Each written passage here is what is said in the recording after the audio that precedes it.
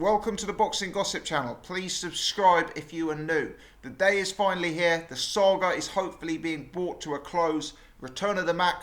Tyson Fury has been cleared to fight in relation to the UK anti-doping hearing that has been hanging over his head for some time. Now, a joint statement has been released from UKAD and Tyson Fury. It's quite a revealing statement. I recommend you take the time to read it in full. I believe Tyson Fury's official verified Twitter has the full transcript of the statement for people to read. I'm going to try and summarise it in brief because it's long, it's extensive, it uses a lot of technical language. In essence, my reading of this statement is that neither side are admitting that they have gone wrong, and both sides are agreeing to a compromise. UK anti-doping are kind of giving the impression that from their perspective there's still a violation.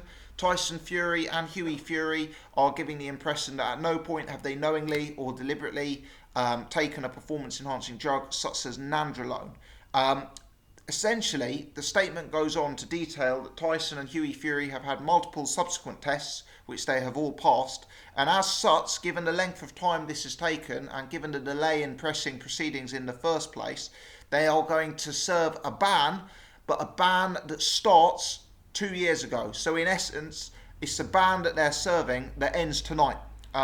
Basically, as far as UK anti-doping are concerned, it expires at midnight on 12th of December 2017. And at the time of recording, we are about 6.5 hours away from that point.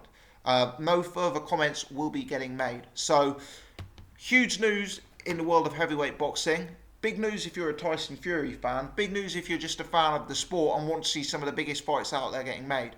Tyson Fury seemingly has got through this UKAD situation. It is no longer going to hang over him. It kind of makes clear why these news stories came out yesterday about Tyson Fury not attending the hearing. Presumably some sort of deal was being done in the background. Presumably lawyers were involved. Presumably there's various things happening that we'll never probably get full perspective over. But that will be why the 5-day hearing that was scheduled for this week was not attended yesterday by Tyson Fury and or not attended by UKAD, depending on which newspaper report you choose to believe. Now, this doesn't mean, of course, that Tyson Fury is cleared to box again, because he will still need to apply for a boxing licence, and if he wishes to do that through the British Boxing Board of Control, and we'll have to see if that is the route that he elects to take. But if he does decide to go through that, I've seen previous quotes from the British Boxing Board of Control saying that Tyson Fury has very well publicised medical issues that are, in the public arena, and that would have to be investigated before granting a licence. So there's still a hurdle for Tyson to cross, but one would assume that's a manageable hurdle because there are all sorts of examples of fighters getting other types of licenses other than the British Boxing Board of Control license. So be interesting to see what route happens there. For me, this statement still leaves a lot of unanswered questions. It answers the most important question, which is that Tyson Fury's ban will finish tonight and mean that he's allowed back in the ring. And that is the biggest question. But it still is a kind of bizarre situation.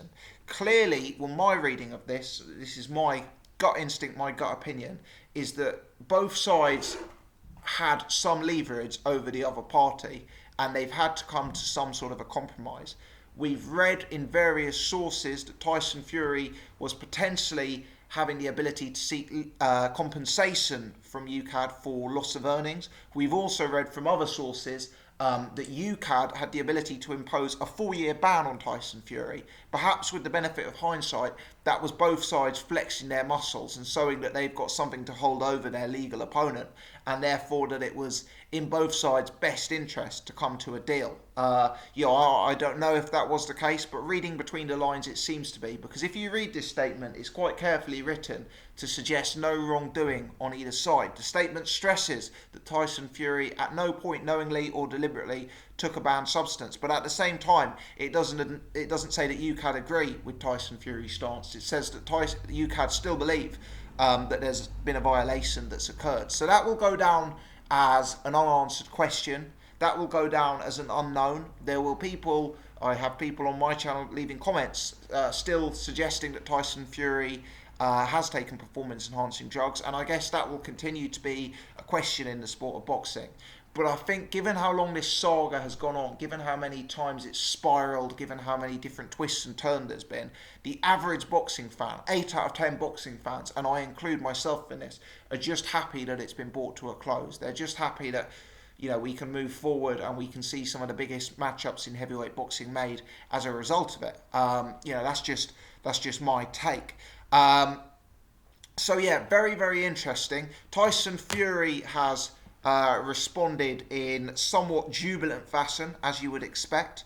On his Twitter feed today appeared an article about Tyson Fury wearing a £9,000 chinchilla coat due to the adverse weather conditions we're currently experiencing in Great Britain.